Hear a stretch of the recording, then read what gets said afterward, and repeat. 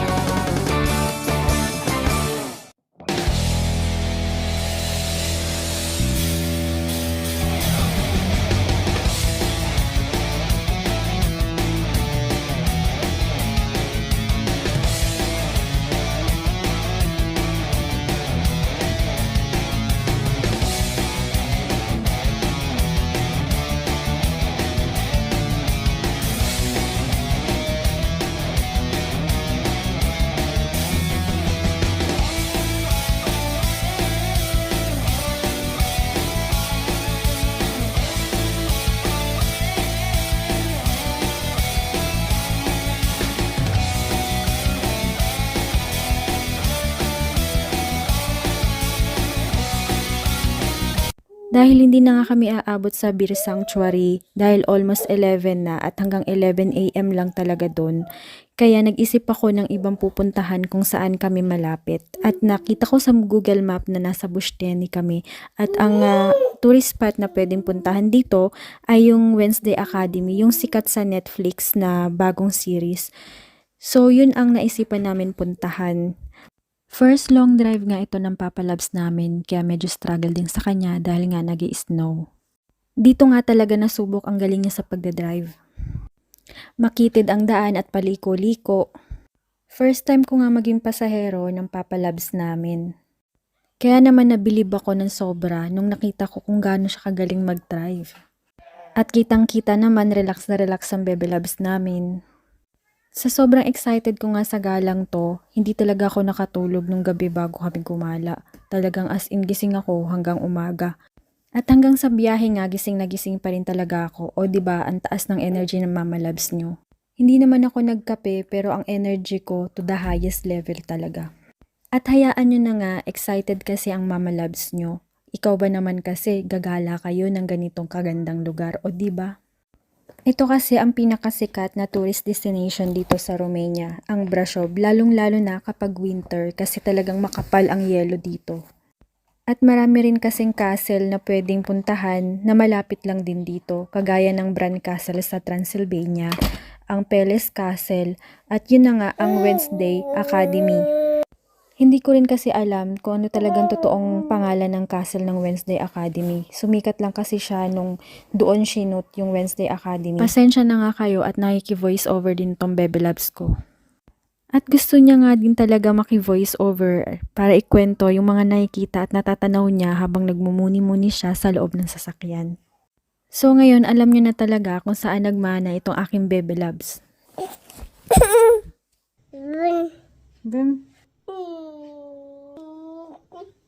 At ito na nga yung castle ng Wednesday Academy.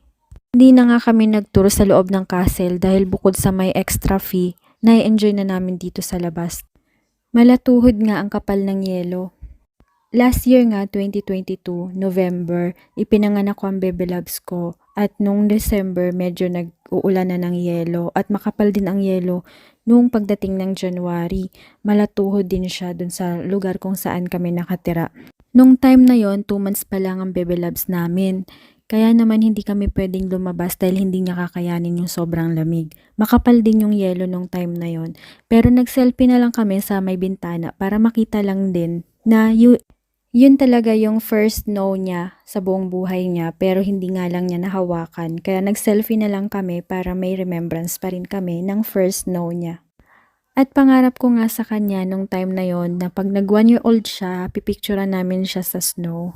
O diba napaka-wonderful experience din yun para sa kanya kasi pangarap ko din nung bata ako na makaranas ako ng snow kasi nga nakikita ko lang naman siya sa movie. Wala naman kasing snow sa Pilipinas. Talagang mangangarap ka nga naman, diba? Hindi nga naman kasi masama ang mangarap. Dapat nga taasan nyo pa yung pangarap nyo eh. Kahit na yung sobrang imposibleng maabot pero binibigay mo yung best mo para maabot lang yung pangarap mo. Nung high school nga ako, pangarap ko talaga makarating ng Europe. Kaya dream come true ko nga nung nakarating nga kami dito sa Europe. At bonus na nga rin yung dito ko ipinanganak si Bebe Labs namin. Enjoy na enjoy nga kaming lahat dito at talagang bawat sulok ay nagpapapicture kami. O diba, with videos pa. Para nga kaming bumalik sa pagkabata ng aking Papa Labs kasi nga, enjoy na enjoy namin yung snow. Diba nakakabata pala yung snow. Ito na rin yung birthday gift namin sa Bebe Labs namin kasi nung nag-birthday siya, hindi kami masyadong nag-celebrate. Kaya sobrang special din ang pagpunta namin dito. Dito pala talaga sinut yung Wednesday Academy pero pag napanood mo siya, parang may mga dinagdag na mga buildings tsaka backgrounds. Hindi mo rin talaga siya makikita ng kabuuan dahil nga nababalot ng yelo yung buong paligid. Pero try natin, pag summer, sana makabalik kami dito. Ang next namin pupuntahan ay sa Poiana Brasov kasi yun talaga ang tourist destination kapag winter dahil doon maraming nag-i-skiing, yung mga gustong mag-aral ng skiing at meron din dong cable car na pwede mong sakyan at matatanaw mo yung winter view ng buong Poiana Brasov. Ang tawag dyan sa area na yan kung saan ako nagpa-picture ay God's Finger. Hindi ko na nga binasa yung nakalagay sa poste kasi nga hindi ko rin naman maiintindihan. Hindi ko na nga inalam at may stress lang ako, gagamit pa ako ng translator. Kaya pasensya na kayo kung gusto nyong malaman, isearch nyo na lang siguro. Pero trinay ko naman siya sinearch sa Google pero wala akong makita. At ayan nga, nagpa-photoshoot ang inyong Mama Loves at nagtanggal ako ng jacket. O, wag ka. Pinipilit ko ngang kayanin yung lamig kahit magkandang ngiwi-ngiwi na yung pagmumukha ko. Tiis ganda nga, o diba? Sayang naman kasi yung outfit kung balot na balot naman ako ng jacket. Nagsisi pa nga ako at bakit yan lang ang kinaya ko. Sana nagpa-picture pa ako nang nakaganyan ako. Pero hayaan ko na nga, at least may nakuha. Kung nakarating nga kayo sa part na to, siguro na-enjoy nyo rin yung panonood ng videos ko. I-subscribe nyo na rin at i-like ang videos ko. Paki-share na din para happy-happy tayo. Sa susunod pala na i-upload ko ay yung sa Payana Brashov. At abangan nyo na rin ang iba ko pang i-upload at mga na-experience namin sa loob ng Bran Castle o mas kilala na Dracula's Castle. Kung nakikilala nyo si Dracula, siya si Vlad the Impaler. At mag-story time tayo with actual photos and videos. At thank you sa mga nanood. Sana nagustuhan yung videos ko at sana i-like nyo na rin at i-subscribe at i-share ang aking YouTube channel. Kaya naman mga Mama Loves, goodbye!